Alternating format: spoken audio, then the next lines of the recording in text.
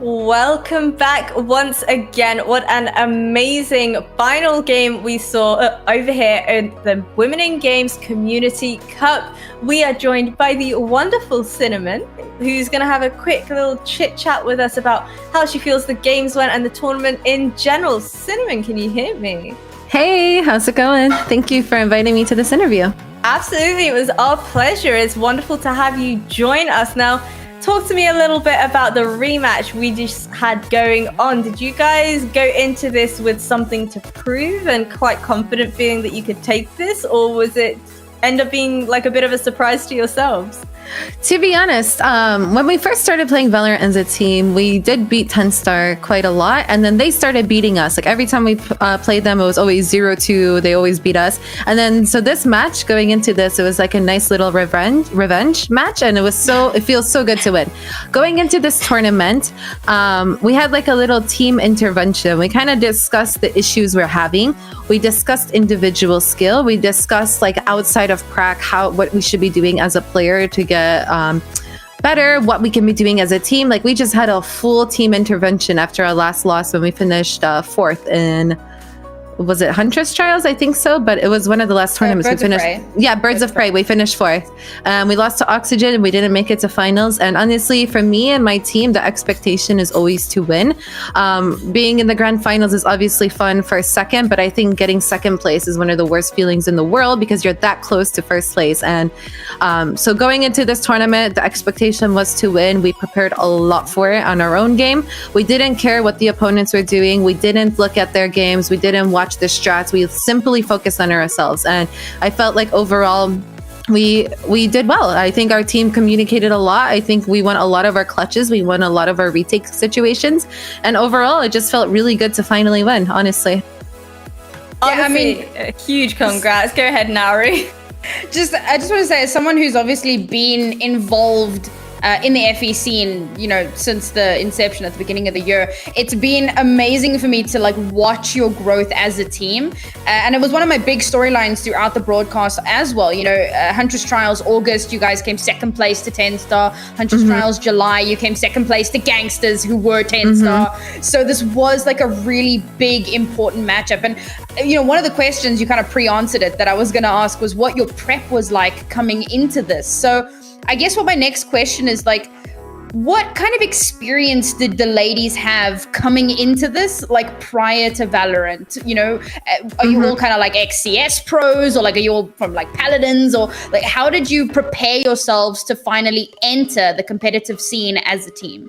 Right. So when we built our team, we built it around the trio of myself, Roxy, and Smurfette. And us three, we're from CSGO.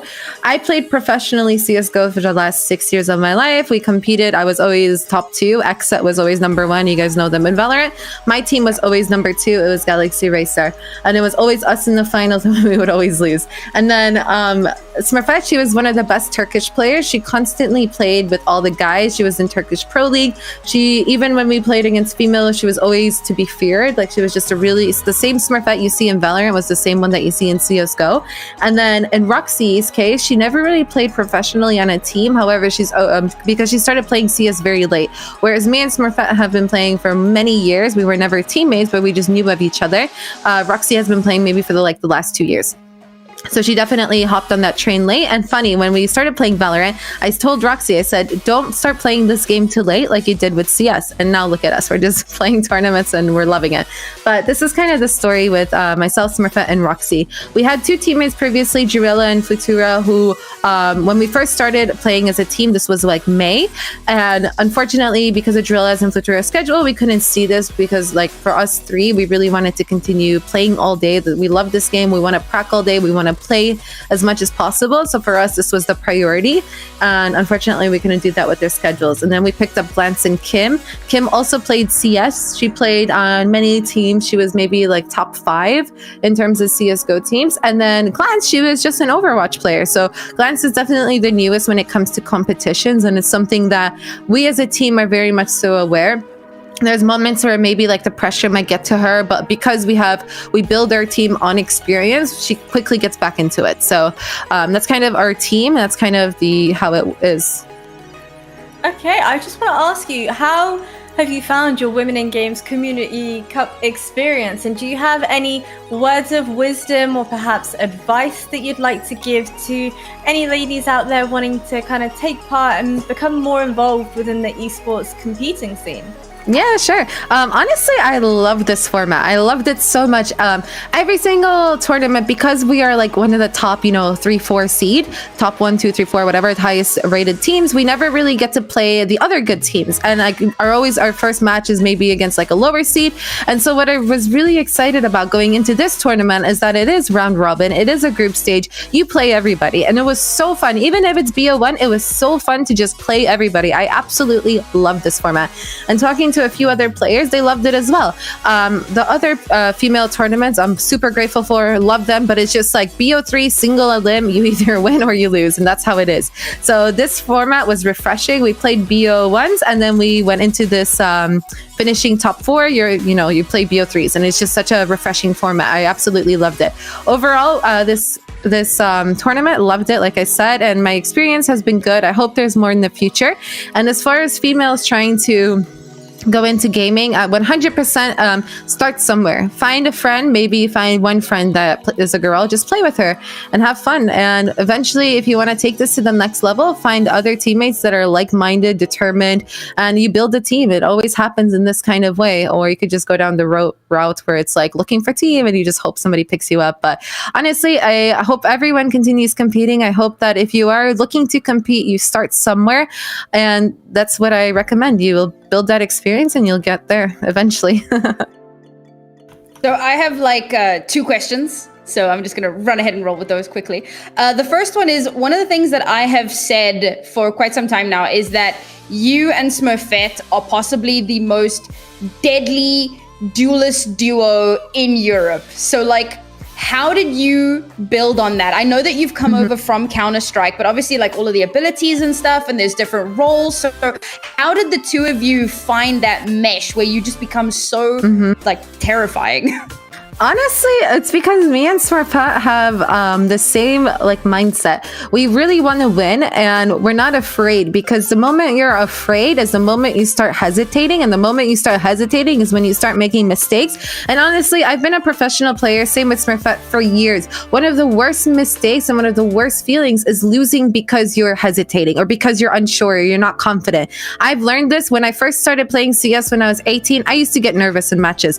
Quickly, I was tired of losing because I was nervous, and from that moment, like, I just don't fear anybody. And in this game, you're just a player to me, and this is the same mindset that Smurfette has. At the end of the day, you're just a player. I'm here to win, and yeah, me and Smurfette have really good synergy with that. I also think that Duelist fits us well because we're not afraid to go. We're not baiters. We're not going to lurk around. We use the Duelist role, and we really, for us, it's perfect because, like, when you compare it to CS, where we came from, being an entry fragger, there wasn't stuff like a Reyna dismiss where you get a pick and you're able to be excused for it. You're able to run away. There wasn't something like a Reyna heal. There wasn't Phoenix mollies or these Phoenix flashes. Like CS, I feel like, although I'm very grateful for CS. I learned a lot. I understood my role in that game. And I do think that Valorant 5v5 is very similar to CS 5v5. At the end of the day, I thought that the transition was really easy and smooth, and I think that because of our CS experience, me and Smurfette were able to just continue building on our roles as entry fraggers and as duelists because of the abilities that this game has for duelists. I hope that answered that. Yeah, I mean, that's amazing. So the last question is one of the other things that I've said, and you guys have proven hands down today. You are undoubtedly the top unsigned team in Europe. So, like, just if you could have any one org, you get to pick. Which org would it be that picks you up? Oh my God, I really love that Guild org. I think they do such I just love Guild, and it would be my dream to be signed by them. All right, Guild, if you're listening, you know what to do. Make it happen. Wave the magic wand. That's what we're all rooting for and what we all want to see. Once again, thank you so much for joining us, Cinnamon. I feel like I need you to be my motivational speaker, hands down, and be the person, my driving force to kind of motivate me to not be afraid when it comes to playing in loads of different ranked games. But thank you once again for joining us. Nauri, I don't have any more questions. Do you? Nope, that's me covered. I think that's the really important stuff. So yeah, GG's once again on finally overcoming your Goliath. And honestly, I'm looking forward to seeing you. I expect you're going to be in Game Changers. Yes? Yes, 100%. Yeah. Thank you again for inviting me to the interview. It was a blast. And yeah, if you guys, again, I'll say it again, if you are a woman watching this and you want to get into esports, start somewhere. Just start it and you won't regret it. Competing is so fun, and I hope everyone gets the chance to do it. So thank you again, and thank you again for an awesome tournament. Thank you so much for competing, and GG's once again. Bye, everyone. Bye. Wow. She was amazing. So lovely. And you heard it here first, folks, from Cinnamon herself. If you do want to compete, if you are looking for people to play games with, do not hesitate to kind of join the Women in Games Discord. Drop a message, even if that's just tagging us on social media. Let us know. Let us put you in contact with some other fabulous ladies who want to compete and play games. And that's it from me. I've had an absolute blast casting this event. It was an absolute pleasure, and I just want to give a huge shout out to our behind the scenes team, the production crew, and of course Women in Games and the Goose House for making this all possible and running this tournament with us. It's been an absolute pleasure. So Naru, any final words?